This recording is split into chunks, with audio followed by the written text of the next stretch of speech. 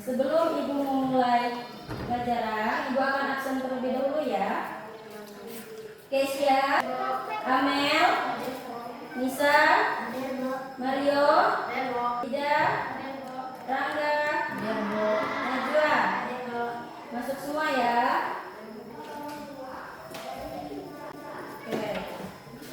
Sekarang Ibu akan memulai materi kita pada hari ini. Sebelum memulai, Ibu ingin menanyakan, apa masih ada yang ingat pengertian cerita pendek yang sudah kita bahas pada minggu lalu? Saya Bu. Apa Rangga? Cerita pendek adalah sebuah karya sastra yang menceritakan suatu peristiwa atau kisah dalam bentuk tulisan yang singkat dan padat. Ya, tepat sekali. Tepuk tangan untuk Rangga. Oke, baiklah. Hari ini kita akan melanjutkan materi mengenai cerita pendek. Cerita pendek itu adalah sebuah cerita yang hanya berfokus pada satu konflik dengan tokoh terbatas dan memiliki bahasa yang sederhana. Oke, Ibu ada contoh cerita. Anak kecil yang kehilangan pensilnya. Siapa yang tahu di antara kalian konflik masalah apa yang dialami oleh anak kecil? Ya, apa tidak? Tepat sekali. Tepuk tangan untuk tidak. Anak-anak, siapa yang tahu mengapa cerita pendek itu penting? Oke, sekarang akan Ibu jelaskan ya, biar kalian semakin mengerti. Cerita pendek itu sangat penting karena akan meningkatkan minat baca siswa, memperkaya kosakata, memahami tata bahasa, mendorong imajinasi, dan meningkatkan literasi. Oke, di antara kalian, apa ada yang tahu apa itu imajinasi dan apa itu literasi? Ya, Amel.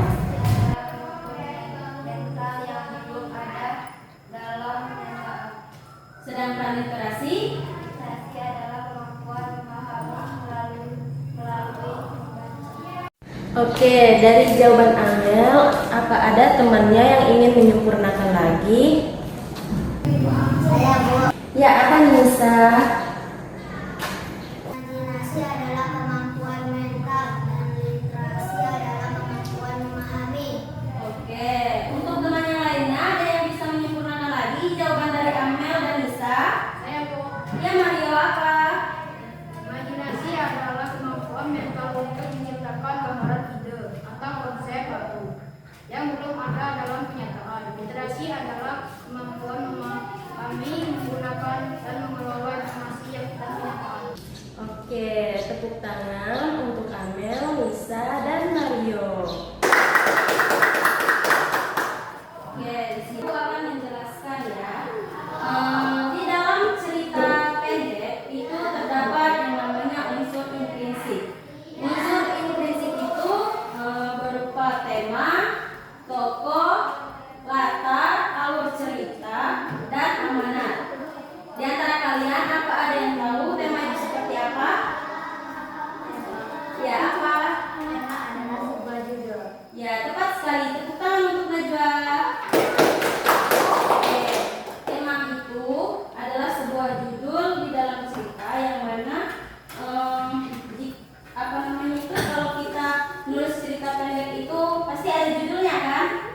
Nah, contohnya misalkan kita judulnya itu tentang persahabatan, tentang keberanian dan lain sebagainya.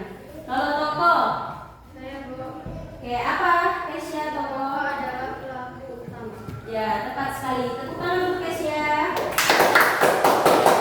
Oke, tokoh itu adalah pelaku di dalam cerita, baik itu tokoh utama, tokoh tambahan, atau suasana di mana berlangsungnya cerita tersebut.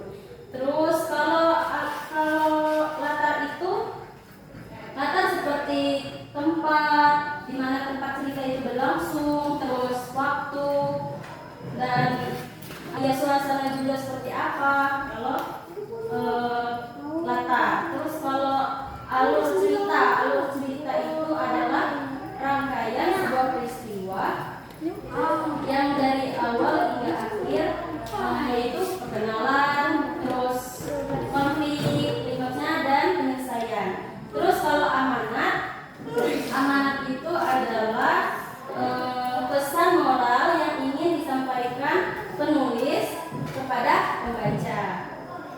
Oke, setelah penjelasan dari Ibu, apa ada yang kurang mengerti?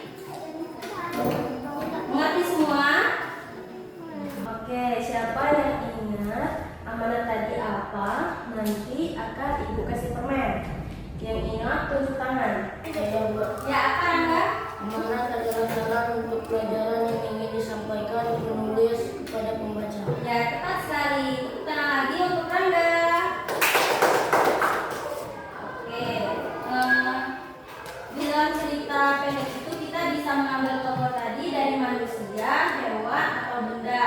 Contohnya kalau dari manusia, misalkan Kesya yang rajin belajar. Temanya anak yang rajin belajar. Kalau tokohnya Kesya, seperti itu ya. Terus kalau misalkan dari hewan, kucing yang suka menolong. Kalau misalkan dari benda, bola yang akan dimainkan anak-anak. Di dalam cerita pendek itu kan kita bisa dapat pesan atau pelajaran melalui cerita pendek. Salah satu contohnya kejujuran, keberanian, atau persahabatan. Kalian tolong dengarkan cerita dari Ibu ya. Nanti Ibu akan menanyakan kepada kalian apa kira-kira yang bisa kita ambil di dalam cerita yang diceritakan. Oke. Kemarin Ibu main di taman, ada anak kecil yang sedang berjalan. Lalu si anak ini melihat ada ibu-ibu yang lagi beli jajanan di taman itu. Ibu-ibu lalu membayar si abang-abang yang jualan. Nah, tetapi ibu ini pas mau masukkan lagi dompet ke dalam tas, akan tetapi dompet itu bukannya masuk ke dalam tas, malah terjatuh ke bawah. Nah, si anak kecil ini berlari mengambil dompet. Terus setelah dia berlari mengambil dompet, dia kembali memanggil si pemiliknya. Dia memanggil pemiliknya dan mengembalikan dompet tersebut. Menurut anak didik Ibu, sifat atau pelajaran apa yang bisa kita ambil di cerita yang barusan Ibu ceritakan? Siapa yang tahu, angkat tangan, nanti akan Ibu berikan hadiah setelah pulang sekolah. Angkat tangan siapa yang tahu? Kejujuran tentang apa? Apa? Kejujuran. Pintar. Berarti anak-anak didik Ibu pintar-pintar semua ya. Oke, dari kesimpulannya dari cerita pendek ini itu sangat penting bagi kita agar kita bisa belajar dan memahami secara singkat dan sangat mudah. Oke, dari penjelasan Ibu tadi, apakah anak-anak didik Ibu masih ada yang belum bisa dipahami?